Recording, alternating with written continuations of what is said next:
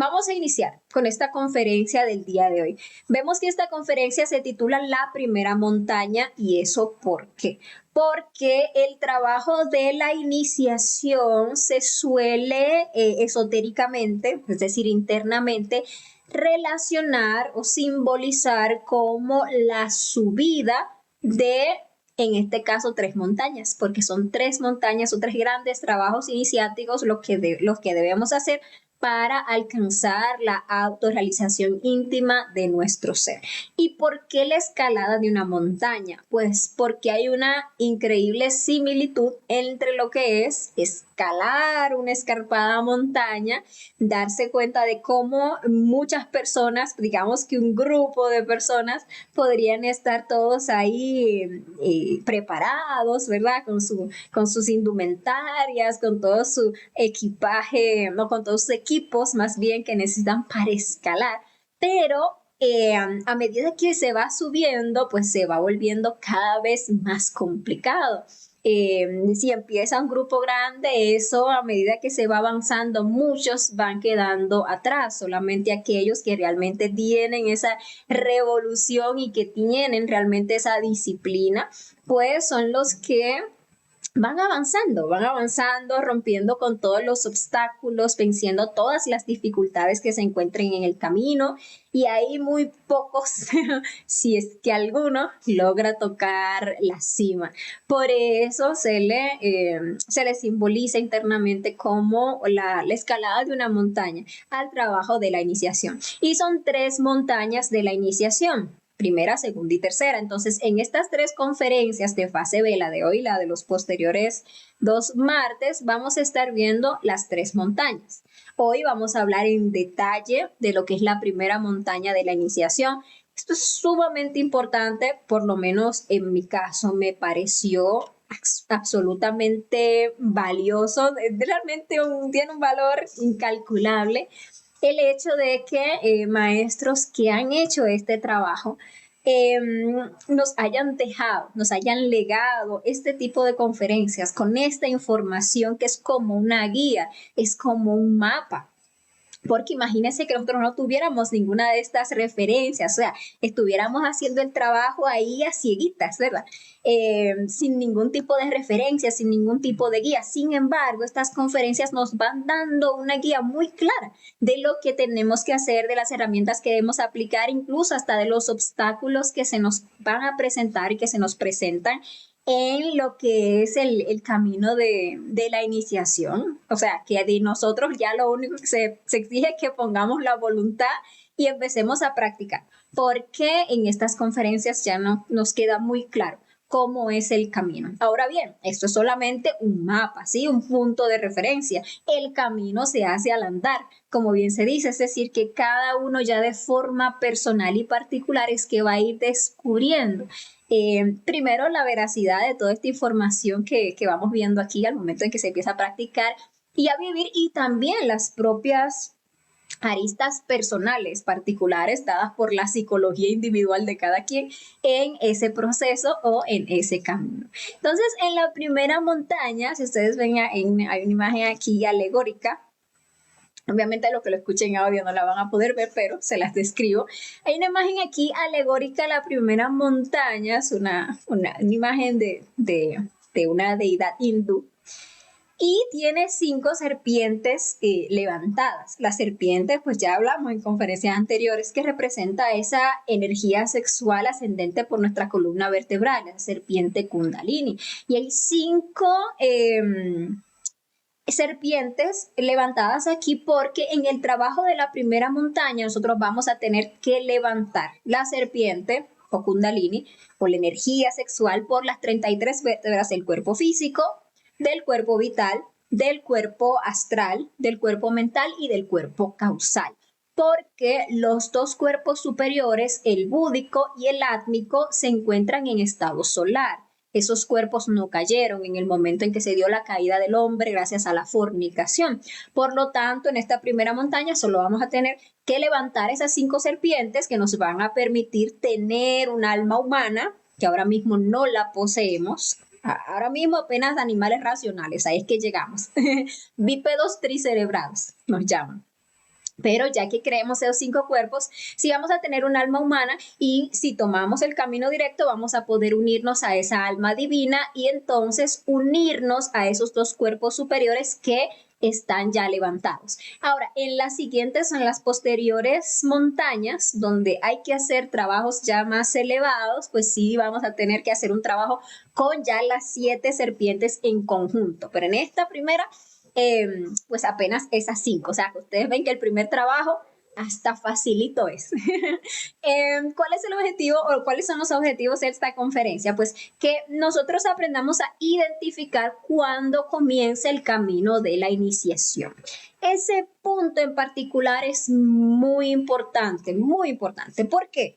Porque muchas veces es fácil caer en el autoengaño, en el autoengaño de nosotros creernos iniciados sin haber siquiera aprendido el fuego. A veces nos creemos iniciados estando solteros, a veces nos creemos iniciados y realmente seguimos fornicando. Entonces, por ahí también nos venden algunas iniciaciones a nivel físico o nos venden la iniciación como otra cosa. Y hoy vamos a ver realmente qué es la iniciación, cuándo es que comienza el camino de la iniciación y cuál es el trabajo que tenemos que hacer para subir esa primera montaña de la iniciación y cómo es que se lleva a cabo ese ascenso. Esos son los objetivos. Este trabajo, iniciemos por el principio, comienza con la prendida del fuego sagrado en nuestra columna vertebral. Entonces, ¿cuándo se da la prendida de ese fuego sagrado? Aunque ya vimos una conferencia al respecto, hace poquito, si no estoy mal, la conferencia número 8, que era la conferencia del fuego sagrado, sabemos que esto suele prestarse a confusión y que una persona, pues porque simplemente ya tenga su pareja y estén ahí tratando de practicar el suprasexo, pues ya asuma que prendió el fuego sagrado. Y la cosa no es así. Este no es un trabajo de asumir nada. Este es un trabajo de despertar conciencia, de verificar, de hacernos conscientes del trabajo que vamos haciendo. Entonces, ¿cuál es la previa para llegar a iniciar? Pues nosotros lo primero que hacemos es recibir el conocimiento. Una persona que no tenga el conocimiento de los 3 factores enfocados a la práctica y que no los esté practicando, pues evidentemente no puede llegar a ser un iniciado, porque la iniciación se da, como bien sabemos, es con la muerte psicológica aunada al nacimiento espiritual y potenciada, digámosle así, o impulsada por el trabajo del sacrificio por la humanidad. Ahora, una vez que nosotros recibimos el conocimiento de esos 3 factores, nosotros somos simpatizantes, ¿sí? Empezamos es como simpatizantes. Si nosotros en lugar de quedarnos como creyentes de ese conocimiento, si en lugar de dejarlo ahí en una gaveta, como algo muy interesante, lo ponemos en práctica, es decir, que nos ponemos a morir de instante en instante, es decir, que nos ponemos a autoobservarnos, tratamos de hacer esos esfuerzos instante en instante para agudizar, para desatrofiar ese sentido de la autoobservación. Empezamos a dirigir esa mirada hacia adentro para observar todas esas reacciones internas que tenemos y juzgarlas para darnos cuenta de esos yoes que se están manifestando en todo momento, en lo que sentimos, en lo que pensamos, en lo que deseamos, incluso en lo que decimos y en lo que hacemos. Ahí están nuestros yoes, ellos se manifiestan y los podemos ver de cuerpo entero cada vez que enviamos esa mirada hacia adentro. Entonces estamos ahí constantemente pidiendo muerte por esos yoes. Sacamos también esos espacios diarios para la meditación reflexiva, para profundizar en ese conocimiento de sí mismo, en ese propio trabajo. Eso es poner el conocimiento en práctica. Ahora, importantísimo, la energía. El camino iniciático va de nosotros hacer un sabio uso de nuestra energía, ¿sí? La iniciación se define es por la cantidad de energía que nosotros logramos condensar en nuestra columna vertebral. Entonces hay que abocarse a lo que es la búsqueda de la castidad. La persona fornicaria no entra ni avanza en el trabajo iniciático. O sea que tenemos que aprender a dominar nuestro aparato sexual, a mantener esa energía sexual dentro del cuerpo, a tener una pareja estable del sexo opuesto con quien transmutar esa energía y jamás llegar a ese punto del orgasmo y de la eyaculación, porque eso sería pues perder ese material, esa materia prima tan importante para nuestro avance interior, que es la energía creadora sexual. Entonces, también importantísimo practicar el sacrificio por la humanidad, porque para ascender hay que desegoistizarse. Y nosotros nos desegoistizamos o dejamos de ser egoístas, que miren que egoísmo viene del ego, cuando nosotros rompemos con todos esos limitantes, todos esos yoes que nos limitan y empezamos a hacer en favor de la humanidad. Empezamos a ayudar a los demás hermanos de la humanidad para que también reciban este conocimiento. Ese trabajo práctico nos va a permitir entrar al camino de la iniciación. Nos va a permitir que podamos llegar a prender el fuego. Entonces, una persona que ya prende el fuego sagrado en su columna vertebral deja de ser un simpatizante del camino a la iniciación, digámosle así, o del conocimiento, y empieza a ser un practicante. O sea, es una persona que ya empieza un trabajo. Incluso si nosotros estamos con nuestra pareja transmutando nuestra energía sexual, si aún no hemos prendido el fuego sagrado, tengamos claro que todavía no se ha empezado el trabajo de la iniciación, todavía no se empezó a hacer el proceso de regeneración del cuerpo físico, que es la primera iniciación, sino que esa energía pues ahí sube por el susumna, ¿verdad? Y está ahí ayudándonos a despertar esos centros superiores, nos va revitalizando,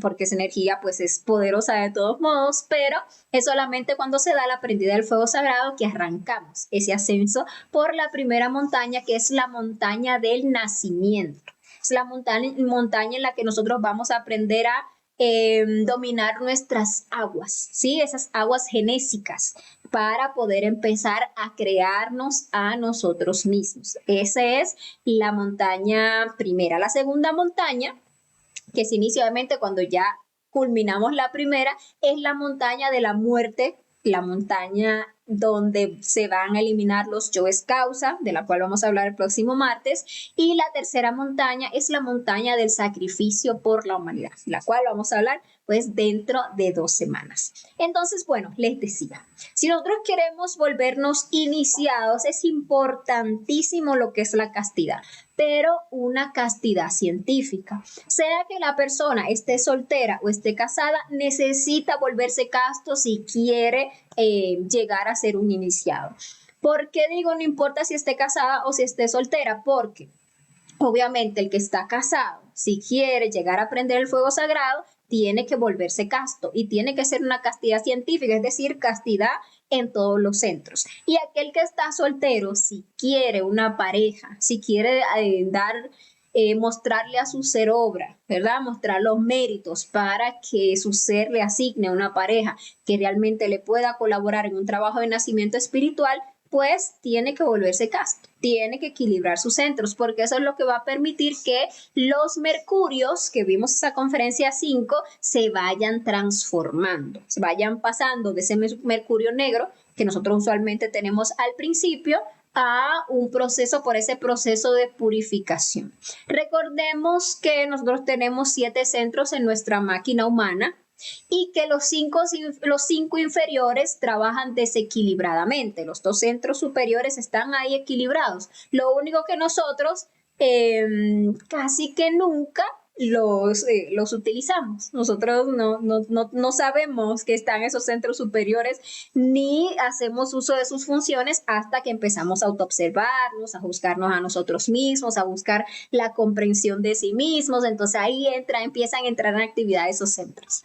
Mientras tanto, lo que usamos son los centros inferiores. ¿Y quién los usa? Nuestros defectos psicológicos. Entonces, por ejemplo, tenemos aquí el centro motor, que es un centro que nos permite el hablar y el hacer, porque allí se maneja la energía motriz y a través de nuestras palabras, que sabemos que lo que más los seres humanos sabemos es hablar y hablar y hablar y hablar cosas sin sentidos, cosas inútiles, echar chistes, malgastar el verbo en toda clase de conversaciones ociosas, pues ahí son yoes los que se están manifestando y hacen un terrible uso de esa energía.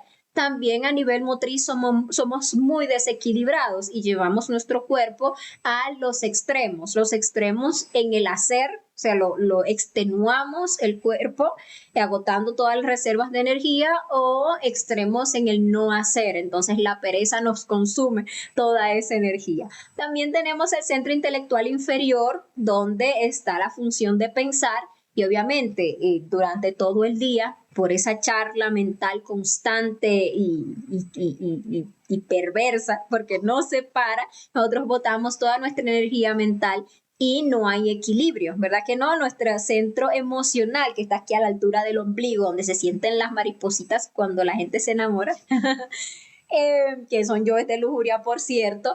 En ese centro emocional ahí es que sentimos todos los agrados, todos los desagrados, todos los disgustos, todas las pasiones, todos los enamoramientos, todos los resentimientos, ahí es donde se sienten. Y en todas esas emociones que tenemos durante el día, vamos malgastando la energía de ese centro. El centro instintivo, que es el que se encarga de nuestra supervivencia, es el que todas las noches le da energía a estos centros.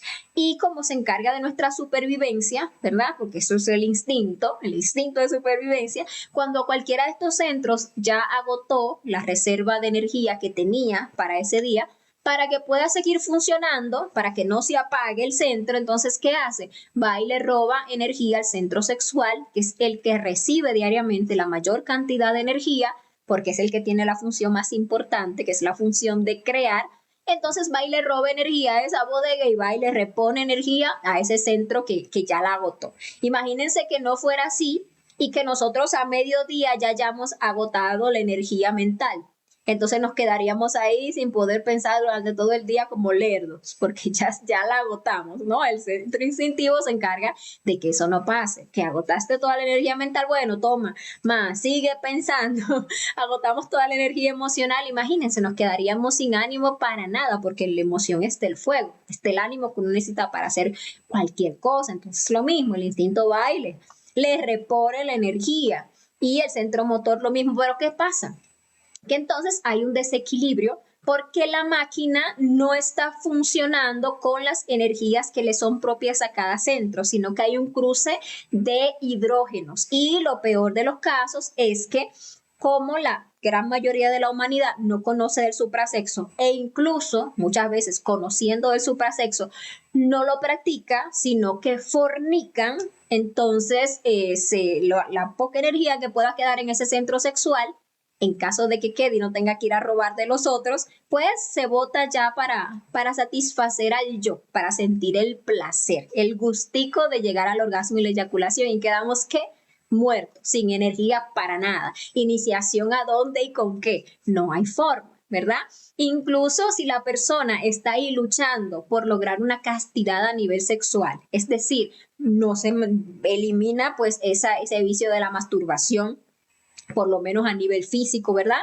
Trabaja para que en la práctica de sexo no hayan caídas, va medido a esa práctica de sexo, hace movimientos suaves, esos besos y caricias medidos, para que esa energía no se pierda. La verdad es que si no está durante el día trabajando para equilibrar los otros centros, no lleva a la práctica ni la energía suficiente ni una energía pura para poder transmutar, porque se necesita un mercurio, una energía sexual de una pureza elevada para que se pueda dar la prendida del fuego sagrado y para que sea una energía que sirva para crear esos cuerpos. Por esa razón, este tema del equilibrio de los centros no lo podemos dejar de lado. Es fundamental. Por eso este tema se menciona en diversas conferencias, porque todo empieza por ahí. Si nosotros no hacemos el trabajo de instante en instante, estar en autoobservación y muerte en marcha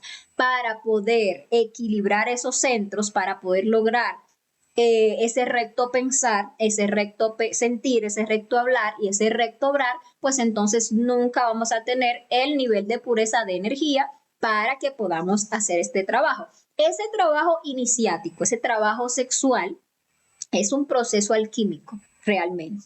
En nuestras gónadas sexuales, internamente hay todo un laboratorio alquímico, donde esa tría prima, que son esos tres elementos alquímicos principales, el azufre, el mercurio y la sal, deben de fusionarse, ¿sí? Para que puedan dar como resultado, pues, esa piedra filosofal de los alquimistas que nos va a permitir transformar el plomo en oro, es decir, el plomo de esta personalidad caída en ese oro del espíritu, que es el que vamos a llegar a desarrollar. Entonces, esos tres elementos alquímicos se consiguen es con el trabajo de los tres factores, con el trabajo de la castidad, con el trabajo de aprender a ir al sexo, con una pareja estable, repito, del sexo opuesto, en fidelidad, castidad y amor. Nosotros estamos poniendo en acción ese mercurio, esas aguas, que es la misma energía sexual. Pero esas aguas deben estar limpias. Al principio tenemos esas aguas negras, putrefactas, que uno se desdobla, por ejemplo, al astral y quiere ir a ver el agua cómo está y ve que esa agua está en muy malas condiciones. Entonces es porque así es como inicia el trabajo. Ahí están vivos todos los yoes, ahí está a toda lo que es la fornicación. Pero cuando la persona empieza a negarse a esos deseos de fornicar, pues entonces esas aguas se van transformando, se van limpiando. Ya empieza la persona a verse en aguas limpias, ya empieza a verse, por ejemplo, en una piscina de aguas cristalinas o bañándose, no sé, en un río por ahí con las aguas limpias, o puede incluso ver esas aguas blancas o cristalinas, y es porque ya empezó, ya dio el primer paso en lo que es la purificación del mercurio. Pero eso no se puede quedar ahí. Este mercurio tiene que tener un nivel de pureza más elevado. Entonces, ¿qué hay que hacer? No quedarse solamente en el nivel de negarse al deseo, sino que hay que ponerse a profundizar en esos efectos psicológicos, a trabajarlos en los detalles, empezar a pedir muerte por cada uno de esos pequeños detallitos que se manifiestan de instante en instante. Que, por ejemplo, mi pareja me habló mal, y al principio yo lo que quería era devolverle y decirle esto, aquello, que lo otro. Y lo que hago es que me niego a ese deseo y no le contesto mal. Eso efectivamente es un trabajo. Me estoy negando. O sea, toda la energía que le iba a entregar al defecto en esa verborrea, en toda esa pleito que iba a hacer, en todos sus reclamos, o hasta ese yo que iba a salir llorando, pues obviamente me la ahorré, ¿sí? Porque me negué a ese deseo.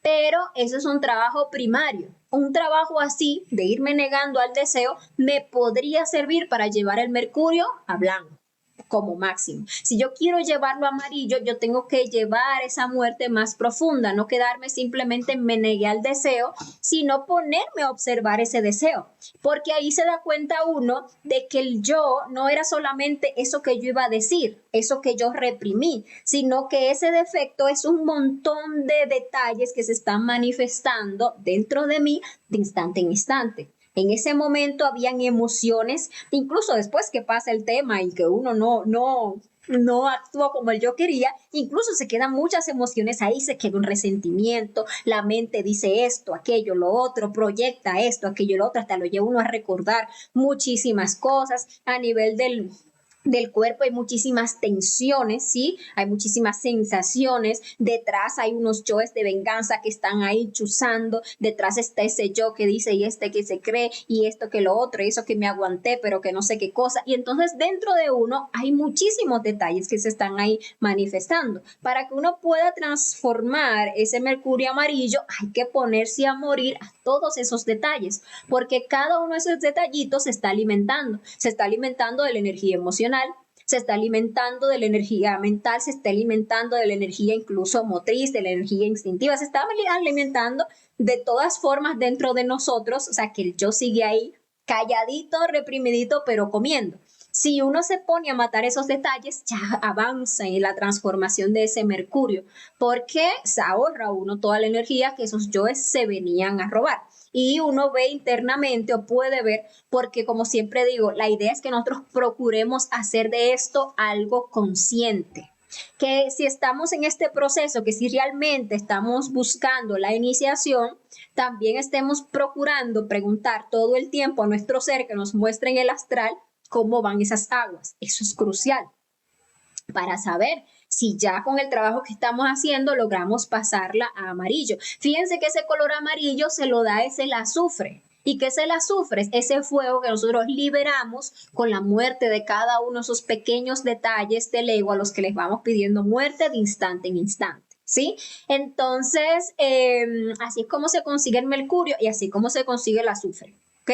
El azufre es con la muerte psicológica y el mercurio es esa castidad, esa práctica de transmutación sexual. Cuando llegamos a esas aguas a amarillo, si la persona está soltera, hasta ahí queda. No puede llegar a pasar al mercurio rojo, porque el rojo ya se consigue en el sexo. El rojo se da cuando la energía ya a ese nivel de pureza se logra transmutar. Entonces, una persona que ya tiene su pareja, que ya está practicando el suprasexo, que lleva esas aguas a amarillo, entonces esa persona empieza a transmutar esas aguas y internamente le empiezan a poner las pruebas para que ya entre al camino de la iniciación. Entonces, cuando pasa esas pruebas, pues ya ese mercurio transmutado, cuando se prende el fuego sagrado, ya se transforma en mercurio rojo e internamente nos pueden mostrar esas aguas rojas que nos indica que ya se prendió el fuego sagrado. Entonces, ese azufre se consigue con la muerte y la sal, que es el elemento alquímico que va dentro de nosotros a coagular, digámosle así, ese mercurio y ese azufre o esa agua y ese fuego para que se puedan condensar o crear esos cuerpos existenciales del ser. Esa es la sal y la sal es el dharma que nosotros recibimos por el sacrificio por la humanidad, ¿ok?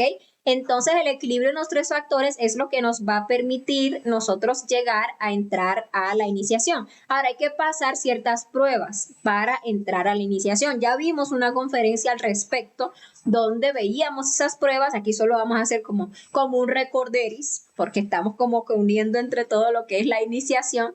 Entonces están en las pruebas, por ejemplo, de los detalles, que son pequeñas pruebas que a nosotros nos van poniendo de instante en instante. Entonces, lo que antes eran simplemente sucesos, situaciones que nos pasaban, ahora que ya estamos abocándonos para entrar a una iniciación, ya no son simplemente sucesos, ahora son pruebas, porque nuestra manera de actuar, de hablar, de sentir, de pensar, etcétera, ante esos sucesos es lo que va a determinar, es lo que le va a dejar ver a esas jerarquías internas que están ahí midiendo el avance de cada persona que aspira a la iniciación, si realmente estamos haciendo un trabajo. Entonces se nos van a venir pruebitas del orgullo, qué sé yo, que alguien me culpó de algo, o que alguien me criticó, que alguien me habló mal, que alguien la que sea, ¿verdad? Que alguien me contradijo, lo que sea. Y eso antes era una circunstancia, ahora eso es una prueba, porque ahí se prueba a ver cómo va ese trabajo con el orgullo. Que por ahí iba, no sé, en el bus y le di al chofer una cantidad de dinero para el pasaje y me devolvió de más. Eso antes era una circunstancia, ahora eso es una prueba. A ver cómo está ese trabajo con la codicia, ¿verdad? Entonces vamos a ver qué yo hago ahí, si me lo... y no digo nada, digo, ay, qué de buenas yo, o si hago lo correcto, si hago lo consciente en ese momento. ¿Sí? Ahí van a haber pequeñas pruebas con sentimentalismo, con los apegos, con la ira, con la soberbia. Cada situación de la vida se nos viene convirtiendo en una prueba para que, como les decía, las jerarquías y nosotros mismos, porque en esas pruebas uno mismo se va dando cuenta cómo va el trabajo, cómo va haciendo. Esas pruebas nos las lanzan en el plano físico, de momento en momento, pero también en los mundos internos. Es decir, que en el astral también nos prueban. Entonces, antes que los sueños eran ¿qué? Sueños y ya. Pero ya los sueños no son sueños. Los sueños son situaciones donde se nos está probando cómo nosotros reaccionamos ante tal o cual circunstancia, lo que hacemos, porque aquí en el plano físico, nosotros por personalidad muchas veces actuamos de cierta manera que podríamos creer que es consciente, pero no es conciencia. O sea, no es que se ha trabajado y se ha matado al yo, es que simplemente se tienen conceptos de cómo uno debe actuar, o simplemente se tiene por la personalidad un miedo al que dirán, un miedo al que me vayan a descubrir, ¿sí? O un miedo o también esas buenas educaciones que puede tener esa personalidad. Y uno actúa en el plano físico según esa personalidad, pero eso no significa que se tenga la conciencia, que se haya trabajado y que se haya eliminado esos defectos psicológicos. Ahora, cuando nos sueltan la prueba ya en los mundos internos, como ahí ya no está esa personalidad en el medio para para hacernos, qué sé yo, medir esto o aquello. No, ahí está, es el deseo a flor de piel, entonces ahí se determina, ahí sí se ve en esa prueba astral si hay un trabajo o no. Sí, que en el astral sí me encuentre yo con ese dinerito, a ver si me lo cogí o no, porque ahí está el deseo vivo. Si no se ha matado, está vivito. Que en el astral vino mi pareja y lo vi por ahí muy contentoso hablando con una chica por el teléfono y ahí sale ese deseo de gritar, de reclamar, de tal vivo si no lo he trabajado. Entonces ahí en esos detalles se va determinando el trabajo que se está haciendo o el que no. También esas son las pruebas chiquititas, que si lo ponemos por ejemplo en un tema escolar, esos son como esos exámenes que nos ponían por ahí cada semana para ver cómo van esas lecciones, ¿sí? Pero también están las pruebas de los 4 elementos: aire, tierra, agua y fuego. Entonces ahí ya son pruebas más grandes o esos exámenes, no sé, semestrales que nos ponían en la escuela, donde se viene a determinar el trabajo, pero ya a un más alto nivel. Entonces, en la parte física se nos presentan circunstancias ya más intensas, ¿sí? Como es como si todo se juntara para ponernos a prueba. Entonces, de repente la situación económica se nos pone difícil, de repente tenemos que adaptarnos a tal o cual cosa, de repente hay unas situaciones que nos sacan la ira, de repente hay unas situaciones que nos desbordan la lujuria, como que no sé, esa persona nueva que conocimos y que no, eso me tiene loco. Qué sé yo, que perdí a alguien, un ser querido, o que perdí algo que para mí era muy importante, como no sé, mi teléfono, me robaron, o mi carro me lo robaron. Es diferentes niveles de pruebas, que como les digo, en el común son simplemente circunstancias movidas por las leyes mecánicas, que si por el karma y todo lo demás. Cuando ya estamos trabajando para la iniciación, esas circunstancias de la vida, ustedes lo van a vivir internamente, ya son pruebas. Y como nosotros enfrentamos las circunstancias que se nos vienen en la vida, es lo que va a determinar si vamos a entrar y si vamos a avanzar en el camino de la iniciación. Hay también lo que se le conoce como las pruebas de los guardianes. Entonces, esos guardianes no son más que representaciones de nuestro propio ego, pero digámosle que como que conglomerado. Pongan ustedes que todos nuestros yoes, que cada uno tiene una fealdad particular, imagínense que todos esos demonios que tenemos adentro los juntan en una sola bestia para que forme un solo demonio. Pues contra esa entidad tenemos que enfrentarnos. Entonces hay distintas pruebas de los guardianes a medida que vamos haciendo el trabajo de la iniciación. Y eso lo veíamos en la conferencia de la iniciación y en las pruebas, que es una prueba muy importante, las de los guardianes, porque determina si nosotros realmente queremos enfrentarnos a nuestro ego. Si nosotros ante la visión del guardián, que es una prueba que se presenta obviamente en el plano, en los mundos internos, plano astral, plano mental, plano causal, si nosotros ante la visión de ese demonio lo que hacemos es que nos acobardamos y salimos corriendo, que es muy común, entonces ese miedo lo que acusa realmente es un apego. ¿Cómo así que un apego? Pues sí, realmente todos esos yoes que a uno más les cuesta meterse a trabajar, que uno no tiene uno tiene esa mala voluntad para hacerle sus meditaciones reflexivas, o que cuando a uno le hablan de eso, uno, ay no, tal o cual cosa, yo jamás, que uno está así como huyéndole, realmente son yoes a los que uno no se da cuenta, pero está muy apegado, porque aquellos yoes a los que uno no le tiene apego, son aquellos que uno ya los vio, le dice, no, ya yo sé que tú eres un demonio mío, que no me sirves, que lo que me estás es haciendo cometer errores, que lo que me estás haciendo es dañarme mi máquina humana, llegar a dañar a otras personas, te mueres. Entonces cada vez que uno lo ve, madre mía, mátame este yo. Y cada vez que uno lo ve, madre mía, elimíname ese defecto. Y el yo se va poniendo así como chiquitico, lo que antes era una bestia enorme se va poniendo chiquitico porque ya uno lo enfrenta. Cuando uno le está pegado al yo, entonces es como si el yo fuera muy grande. A veces uno puede decir, no, es que la fornicación, ¿cómo así dejar de fornicar? No, es que eso es muy difícil.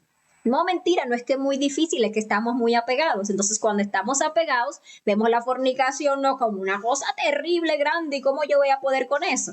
Cuando uno ya se puso a reflexionar y se da cuenta que la fornicación no le deja a uno más que problemas, más que debilidad, más que creación constante de más y más defectos psicológicos, sumir a uno cada vez más y más en la oscuridad.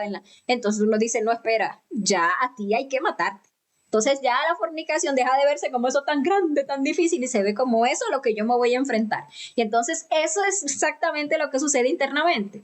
Uno cuando ve al guardián lo que debería es sacar espada e írsele para allá, que no es que uno realmente va a tener que, porque es una bestia, pero el hecho, porque esto es una prueba, ¿sí? El hecho de que uno se le vaya como con la intención de matarlo ya le demuestra a nuestro ser interno y a esos maestros que están ahí también pendientes de cualquiera que quiera aspirar a la iniciación, que uno realmente quiera hacer el trabajo. Si no, esa prueba se la vuelven a lanzar. Si uno sale corriendo por ahí, le dan un tiempecito, le van dando entrenamiento, le vuelven a lanzar la prueba 2 veces más, en total 3. Si las 3 veces se pierde esa prueba, es decir, las 3 veces le salimos huyendo al yo, pues ya no siguen insistiendo con nosotros. Ya ahí vamos perdiendo la fuerza, nos vamos saliendo del conocimiento y ese ego, esa bestia, pues queda ahí dominando esa máquina humana. Esas son las pruebas de los guardianes y esas son las pruebas para entrar a la iniciación y también para ir avanzando en las distintas iniciaciones. Entonces, lo primero es llegar a despertar ese fuego sagrado. Todos nosotros tenemos en la base de nuestra columna vertebral la serpiente Kundalini, enroscada 3 veces y media. Esto es una serpiente energética, estamos hablando aquí de energía, ¿sí? Y esa energía, esa serpiente Kundalini, hay que despertarla, porque es ese mismo fuego sagrado. ¿Cómo se despierta? Pues equilibrando los centros, transformando ese mercurio, llevando ese mercurio amarillo, pasando esas pruebas que internamente nos van soltando, sobre todo unas pruebas especiales que son de fuego, que el fuego con que se determina internamente, con esas pruebas de ira y esas pruebas de pasión, ¿sí? Ahí, porque vemos que en la ira y en el apasionamiento es que botamos toda nuestra energía. Entonces, suelen haber unas pruebas en relación con la pareja, cuando le van a prender el fuego sagrado a alguien, hasta se lo van anunciando internamente y se puede ver así como fuego, como que la persona está alrededor de fuego y como que se puede quemar o se le está quemando la casa, por ejemplo. Esos son anuncios de prueba de fuego.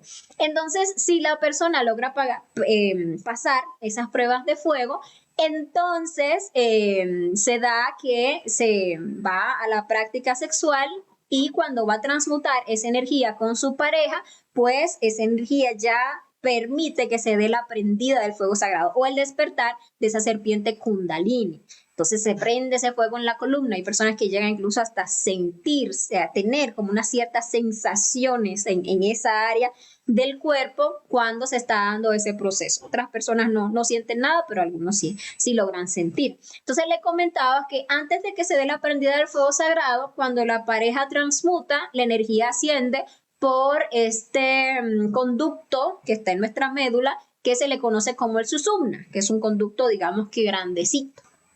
Pero cuando ya la serpiente despierta, cuando prende el fuego sagrado, esa serpiente logra romper un sello, podríamos llamarle así, que se le conoce como el triveni. Es un orificio que está herméticamente cerrado en la mayoría de la humanidad.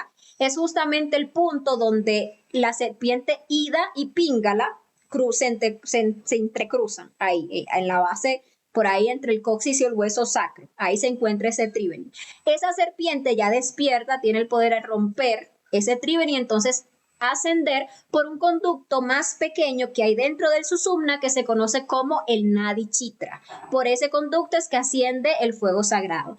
En ese conducto es donde se van creando los diferentes cuerpos existenciales, en ese Nadi Chitra. Entonces, cuando la persona logra ese proceso, prender el fuego sagrado, internamente se vive lo que es la iniciación. La persona podría hacerse consciente de eso, puede, si la persona sabe callar sus experiencias internas, si no es un boquitas, como la mayoría somos, le pueden mostrar internamente el proceso de la iniciación, cómo su ser, por ejemplo, se le hace el agasajo, recibe, por ejemplo, la espada. La persona también puede internamente ir y mirarse el cinto derecho y buscar a ver si tiene ahí la espada, entonces quiere decir que ya es un iniciado. La espada que le dan al iniciado cuando prende el fuego sagrado es una espada de una hoja muy cortita. Tiene su empuñadura, normalmente blanca, plateada, pero la hojita es corta, porque esa hojita va a ir creciendo a medida que ese fuego sagrado vaya condensándose en la médula espinal en las distintas iniciaciones. Cuando se terminan ya las 5 iniciaciones, por ejemplo, ese largo de la espada tiene prácticamente el largo de la misma columna vertebral. Pero, por ejemplo, una persona, digamos, que logre la iniciación del cuerpo mental, que está por ahí a la altura del corazón, pues la hoja de su espada tiene el largo como desde la base de la columna hasta el corazón. Si ustedes ven en los mundos internos algún iniciado con su espada de plata, por ejemplo, de ese largo, quiere decir que es un iniciado que está ya en la cuarta de mayores, porque estas son las iniciaciones de misterios mayores. Y también ustedes mismos, ¿cómo le van dando seguimiento a su propio camino iniciático? Pues mirando su espada internamente, si la tienen, cómo va a ir creciendo, o a su ser le piden que le deje ver la espada, porque a veces va uno al astral o puede ir la persona con un yo montado y se puede buscar espada y espada donde no está, porque la espada la tiene el ser. Ningún yo tiene espada, la espada la tiene la conciencia, porque eso representa es la voluntad. Entonces, bueno, esa es la iniciación. Ustedes quieren saber si son iniciados, pues vayan internamente e investiguen, pregunten, ¿ya aprendí el fuego sagrado? Y atiendan a interpretar. Ya tengo espada, si no hay espada, no hay iniciación, ¿ok? ¿Cómo están las aguas? Si las aguas están negras, pues lo que hay es que empezar a trabajar. Ay, que ya yo me soñé y estaba en una piscina con aguas muy claras y cristalinas. Bueno, está bien, es un trabajo, pero ese trabajo todavía es deficiente. Pongámosle el empeño al trabajo de los 3 factores para poder transformar ese mercurio y para que podamos llegar a la iniciación. Ahora bien, ¿qué es lo que vamos a lograr con que hayamos prendido el fuego sagrado? Pues que empecemos un proceso de regeneración y de creación en nuestro mundo interior. Entonces, lo primero que debemos hacer es regenerar el cuerpo físico. No tenemos que crearlo porque ya lo tenemos creado. Nuestro papá cuando se unieron, nuestro papá y nuestra mamá cuando se unieron sexualmente y le dieron forma a ese cuerpito físico que habitó nuestra chispa en esta existencia, ahí nos regalaron ese cuerpo y a medida que fuimos creciendo ahí se fue desarrollando, pero está completamente degenerado, sujeto a la enfermedad, sujeto a la decrepitud, con terrible debilidad en todos los sentidos. Así está nuestro cuerpo físico en un estado lunar. Entonces, esa primera iniciación de misterios mayores lo que va a implicar es que vamos a regenerar ese cuerpo físico. Entonces, vamos a estar ahí trabajando igual la muerte, los 3 factores en equilibrio, la muerte psicológica, de instante en instante, meditación, todo eso, ¿verdad? Vamos a estar con nuestra pareja trabajando, practicando el nacimiento espiritual y vamos a estar sacrificándonos por la humanidad, cada vez añadiéndole más trabajo a ese sacrificio. Entonces, eso va a resultar en que cada vez que vayamos al sexo, vamos a estar condensando la energía en las 33 vértebras del cuerpo físico. Es un trabajo que se va dando despacio. Digamos que un tiempo promedio, con un buen trabajo, 2 años y medio se puede llegar a regenerar el cuerpo físico. Eso es un estimado.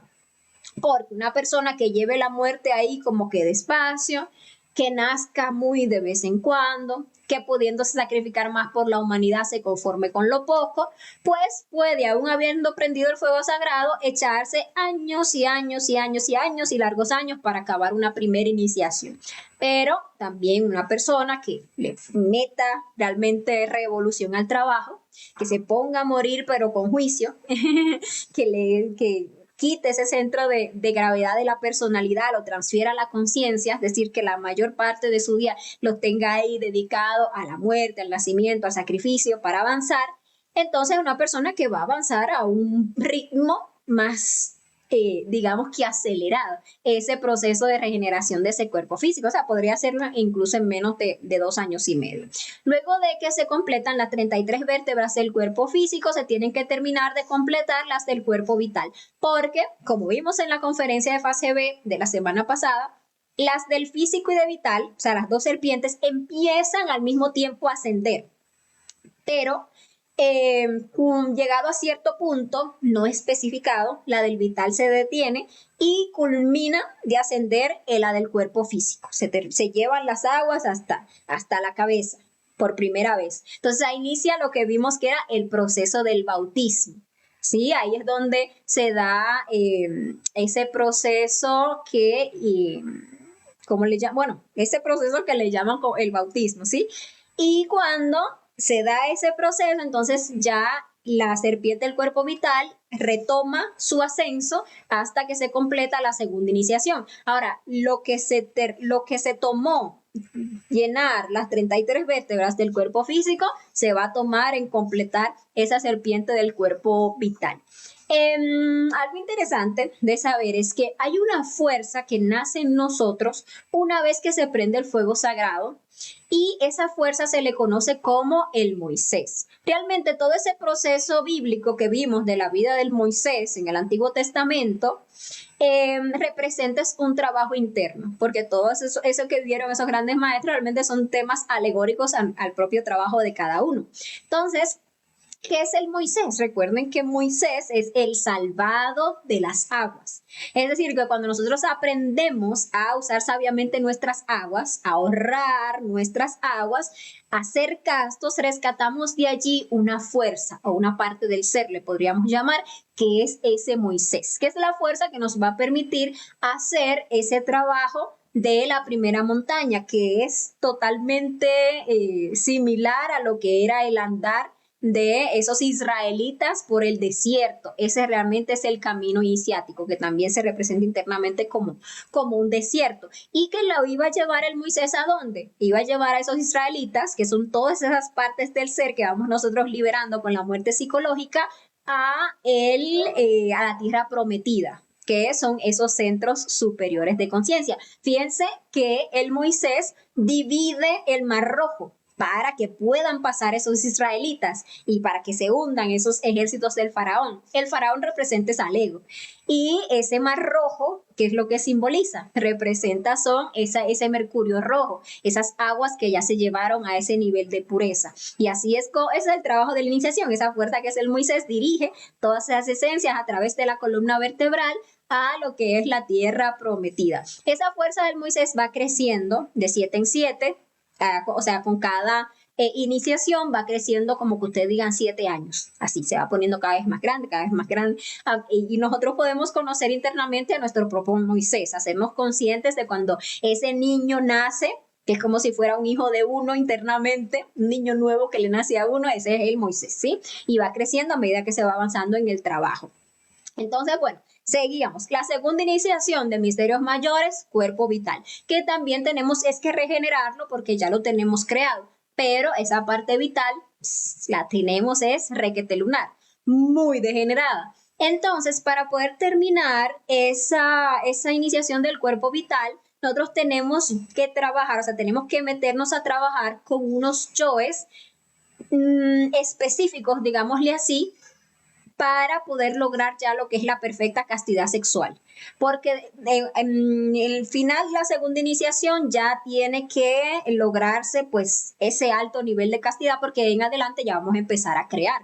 Debemos tener total dominio de nuestras aguas, es decir, que para avanzar, para terminar esa iniciación, toca meterse con yoes como el masturbador, toca meterse con yoes como el incubo, el sucubo, como los yoes también homosexuales, lesbianas, porque se necesita que haya una correcta polaridad para esas prácticas de sexo superior que ya van a ir a un proceso de creación, no solo de regeneración. Y bueno, otros defectos ahí también como el de las poluciones nocturnas que incluyen al yo de la masturbación, al yo de la pornografía, a los yoes del prototipo, a los yoes brujos. Entonces hasta un nivel vamos a tener que trabajar esos yoes brujos también. Y todo eso nos va a permitir que vayamos avanzando en esa iniciación del cuerpo vital. ¿Por qué hasta esas alturas nos metemos, digamos que ya de lleno con esos yoes? No que antes no lo vamos a estar trabajando, sí, claro que sí, en detalles.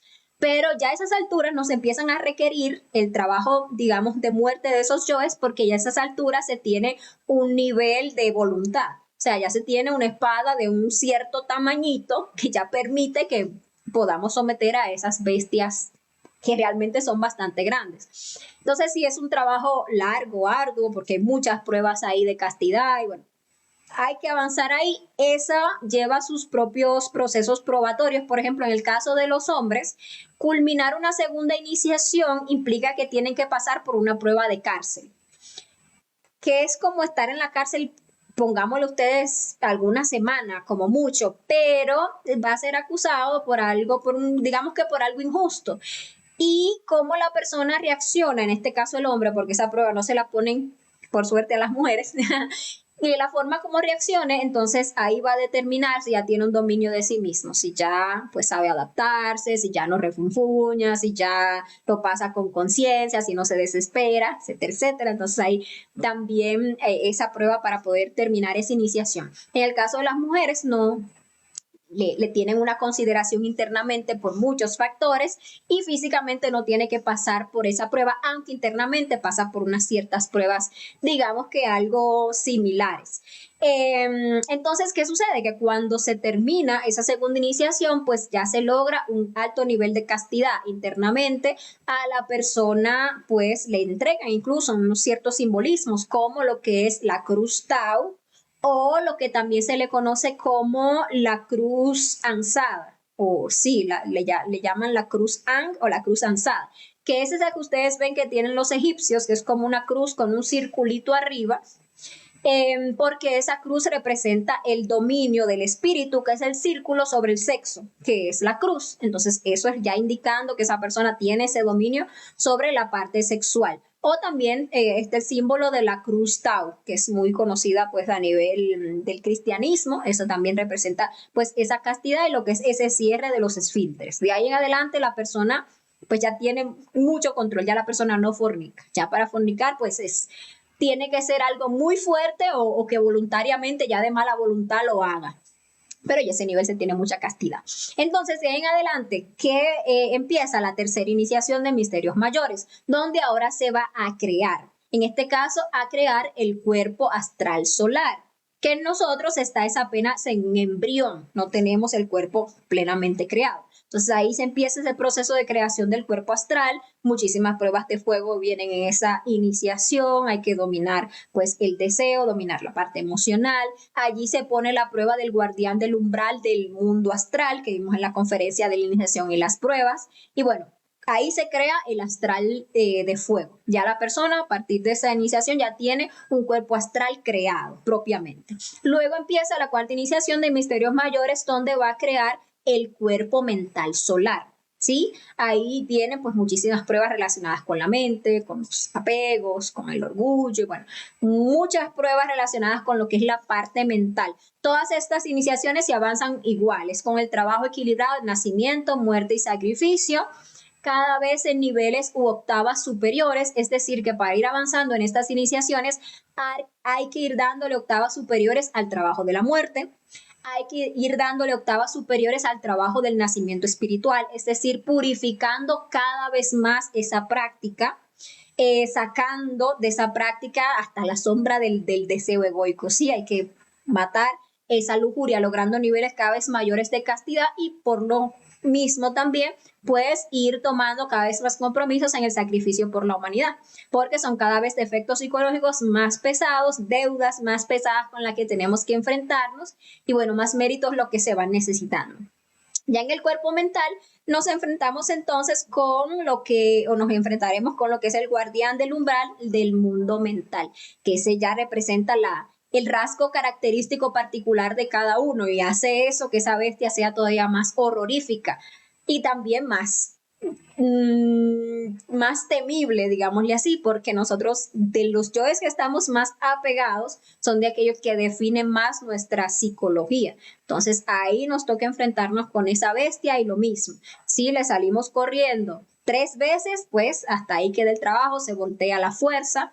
Ya habiendo levantado toda esa energía, imagínense que quede uno sometido por esa bestia y se voltee esa fuerza, pues eso es a convertirse en un mago negro que va. Ustedes ven por ahí grandes magos negros, pues también muchas veces son de estas clases de Hannas Musen que llegaron a condensar una cierta cantidad de energía, llegaron a avanzar en lo que era la creación de estos cuerpos solares, pero no tenían esa revolución, no tenían esa continuidad de propósitos, tenían ciertos yoes muy consentidos, tenían también esos yoes brujos muy vivos que todos los tenemos, y al llegar a estas instancias, pues no se lograron enfrentar con esos guardianes del umbral y terminaron pues volteando la fuerza y esa fuerza volteada pues le da poder a esos yoes en ya despertar en el mal. Entonces por eso el trabajo les decía es el escalarse una montaña. Mientras más arriba usted esté, más peligro corre. Eso lo sabe todo el que haya escalado una montaña, que mientras más alto, más riesgoso es. Así mismo, mientras más energía usted tenga condensada, usted tiene que ir cada vez más pianito ese paso, porque esa es la senda del filo de la navaja. Hay peligro por aquí y por allá. Si se dejó caer, eso voltea la fuerza y termina pues de como mago negro lo más común, digamos así. Y bueno, luego de que se crea cuerpo mental solar, pues ahí vamos a crear cuerpo causal solar, que ya es el cuerpo de la voluntad, es el que nos va a convertir en verdaderos hombres, con una voluntad, porque hombre es el que tiene voluntad. Pero ¿qué sucede? Que este cuerpo causal viene con una prueba muy complicada, la más complicada del trabajo, que es la elección del camino. Entonces, cuando estamos ahí para crear cuerpo causal, nos ponen a decidir, nos dice ese guardián del umbral, has hecho un muy buen trabajo hasta ahora, excelente, pero ahora tienes que decidir, o tomas este camino ancho, pavimentado, maravilloso que lleva al nirvana, o tomas el camino estrecho, difícil y angosto que lleva a esa segunda montaña donde tú vas a pasar esto, porque la segunda montaña es el trabajo más difícil. Es un trabajo complicado porque es la montaña de la muerte. Entonces ahí le muestra a ese guardián del umbral todo lo que le espera en esa segunda montaña. Y la persona ahí mira para allá y mira para acá y mira para allá y mira para acá. Y ese es muy tentador. El de Nirvana es súper tentador y aquel no tienta para nada, pero es el único que nos puede llevar al Padre. Entonces, aquella persona que ponga su ser a decidir, o sea, que haga así como el Maestro Jesús, Padre mío, si es tu voluntad, pasa de mí esta copa, pero que sea tu voluntad y no la mía. O sea, lo que usted diga, papá, es lo que vamos a hacer. Entonces, como el papá lo que quiere es que se dé esa unión, esa autorrealización, le dice, mijo, coja por ahí, que esa usted no la va a hacer solo, va a nacer el Cristo y usted le va a poder dar va a tener éxito porque el Cristo es un guerrero. Entonces, bueno, de 1000 iniciados que llegan a esas alturas, la realidad, la triste realidad es que 999 toman el camino del nirvana por miedo a los trabajos de la segunda montaña, por falta de amor, por falta de revolución, por falta de obediencia al Padre. Entonces, pues ahí toman camino nirvana que les garantiza muchos años de felicidad, llamémosle así, en esos paraísos, esos planetas nirvánicos, pero que los deja pues a ese nivel, estancados a ese nivel, no les permite liberarse, no le regresa de vuelta al Padre, no pueden lograr por ahí la autorrealización porque aunque siguen metidos en el esoterismo, se salen del trabajo esotérico, porque el trabajo esotérico continúa es con la segunda montaña. Ahora, un revolucionario, pues toma camino directo. Y ese que toma camino directo, ¿qué pasa? Que llega a esa tierra prometida. Entonces, a esas alturas, esa fuerza que se conocía como el Moisés ya está bastante grandecita. Y si ustedes saben algo de la historia del Moisés, sabrán que Dios le dice a Moisés, cuando ya logra avistar la tierra prometida, que él va a poder avistar la tierra prometida, pero que no va a poder entrar en ella, porque el Moisés o el trabajo de esa fuerza llega hasta ahí.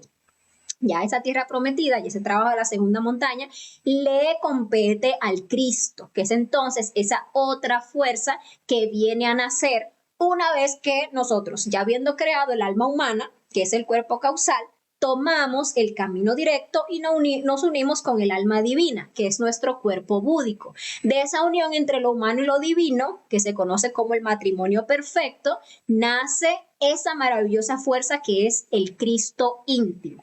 Este Cristo íntimo, pues, o el nacimiento de ese Cristo íntimo es lo que se le conoce como la Navidad del Corazón.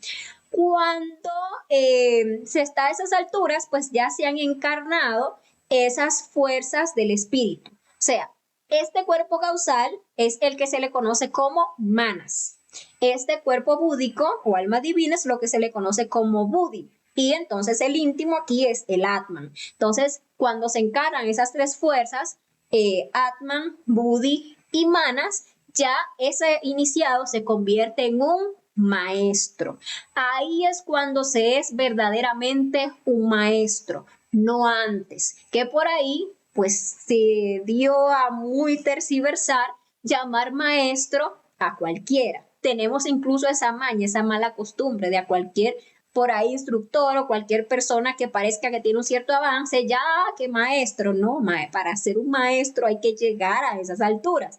Incluso por ahí, y muchas personas cayendo en la mitomanía, terminaron volteando la fuerza, se le solía llamar maestros a un iniciado de primera de mayores o de segunda de mayores. Ah, no, que si fulano es maestro de primera de mayores o maestro de segunda de mayores. No, no es maestro, es iniciado.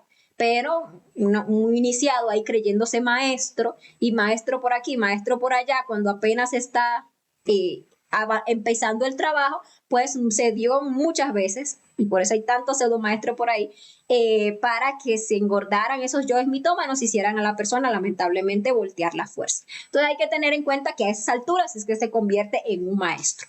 Cuando se culmina esa primera montaña, se pasa por un proceso de reposo, digámoslo así, o una temporada donde es iniciado, digamos que se aísla un poco porque tiene que hacer ahora un proceso retrospectivo, tiene que ponerse a meditar, hacer un recuento de todo ese trabajo que hizo en la primera montaña, porque allí hay muchísima sabiduría que ese maestro tiene que sacar para poder entregarla ya cuando empiece a fungir directamente como maestro en la humanidad, ¿verdad? Y luego, bueno, internamente todo ese proceso se vive en una capilla redonda, se dice que muy hermosa, ¿sí?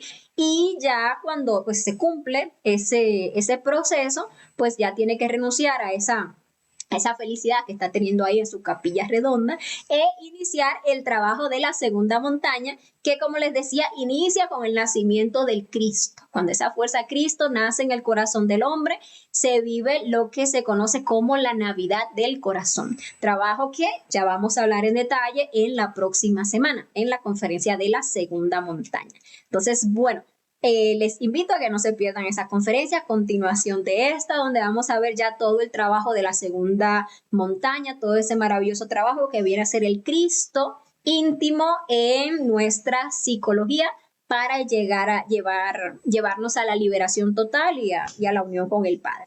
Entonces, bueno, esta es la conferencia del día de hoy. Si tienen cualquier duda, cualquier pregunta que le haya quedado por ahí, nos la escriben por favor en los comentarios, que con muchísimo gusto le vamos a estar dando solución.